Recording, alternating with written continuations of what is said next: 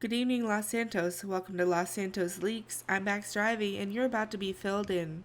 In tonight's news, we have part one of a beefy four-part piece, including an interview with the governor about recent incidents with Humane Labs, information about the missing citizens, a cover-up exposed that involves a recent chip found to be planted into a high-ranking officer that was covered up by the government, and an attempted raid and rescue of possible kidnapped citizens at the Humane Labs compound that took place twice last night. In this part one, we are covering the governor's response to the attack and brief kidnapping of himself at the VU covered in last week's weekly news, the investigation into Chief Baker's disappearance, the brief disappearance of Acting Chief Volk Romero, and a warning to the public from the Humane Lab security firm, or so they claim. Up first, here's what Governor Harvey had to say at the beginning of the night last night about the events that took place last week, his take on the recent disappearances, his recollection of the VU bombing, and his disappearance. It's a little personal, but look, this is what happened. I went down. It was a birthday party for one of the cops, right? That helped on the gang raid that we did. So I wanted to go down. He put his life on the line. All the cops do, you know. And I wanted to just show my appreciation. I thought I'd go down and buy him a drink, wish him a happy birthday, be on my way. Ran into Maeve, my wife, in case you don't know, and she was concerned about this other guy that had been drinking a lot.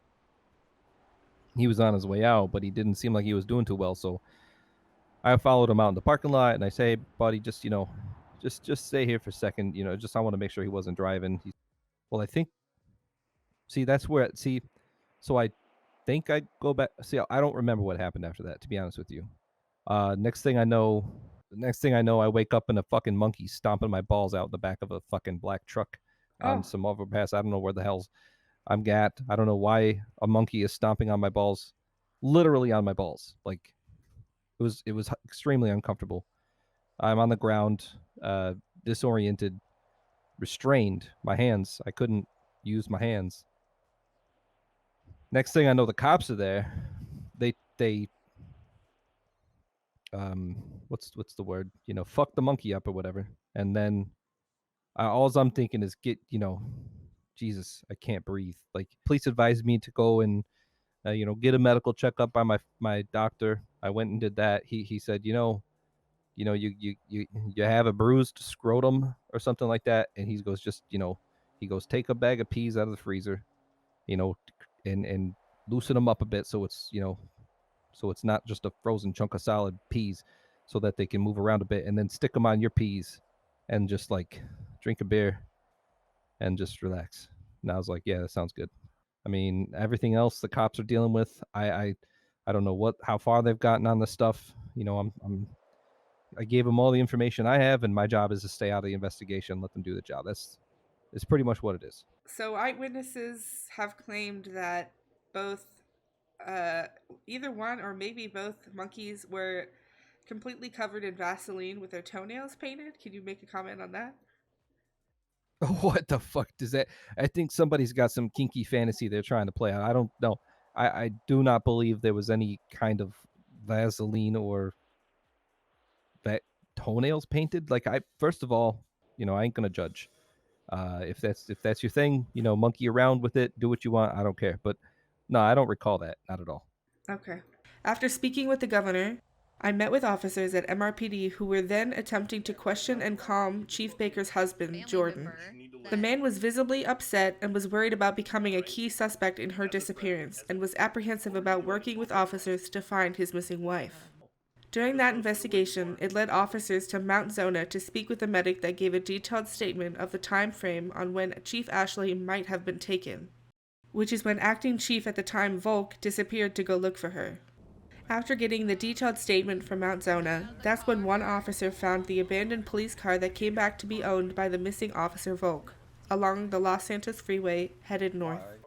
The order from the highest ranking officer and DPS agent at the time came down to not having probable cause to raid and search inside the Humane Labs compound.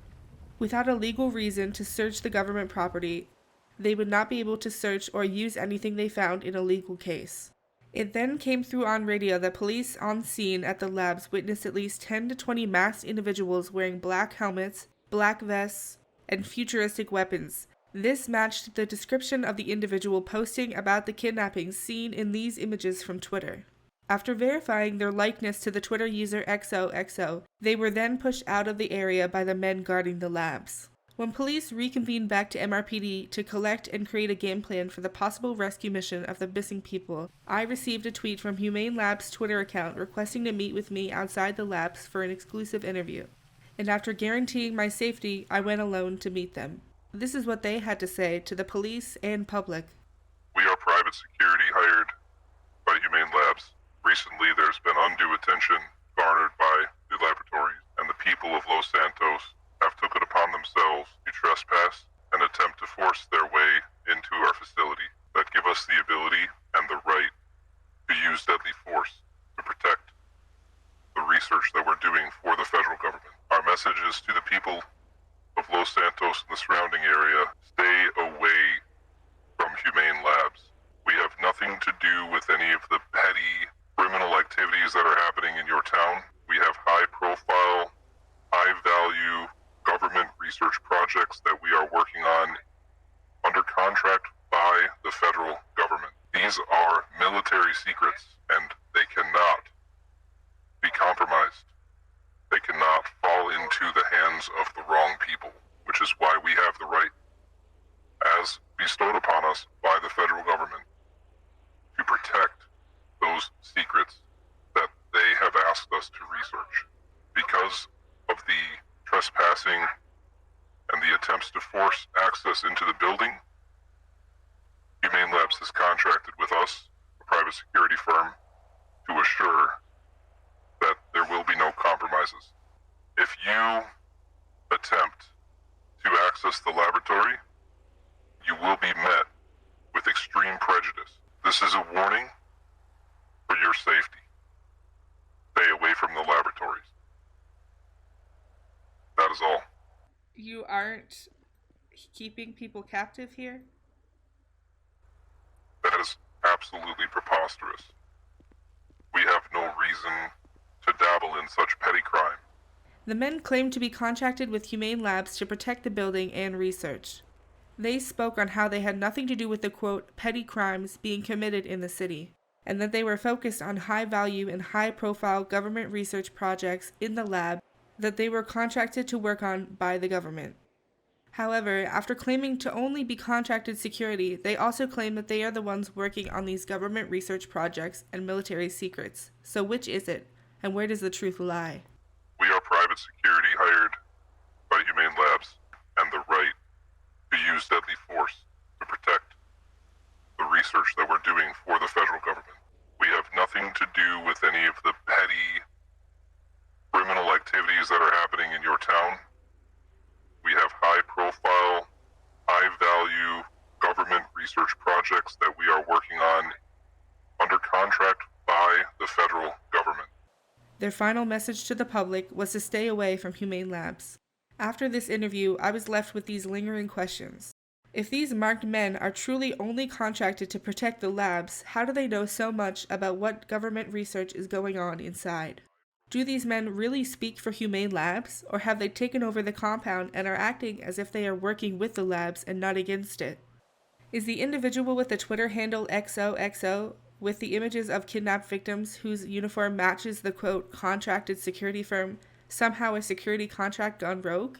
Does he truly work for the labs, or the security company at all? And how does he tie into this story?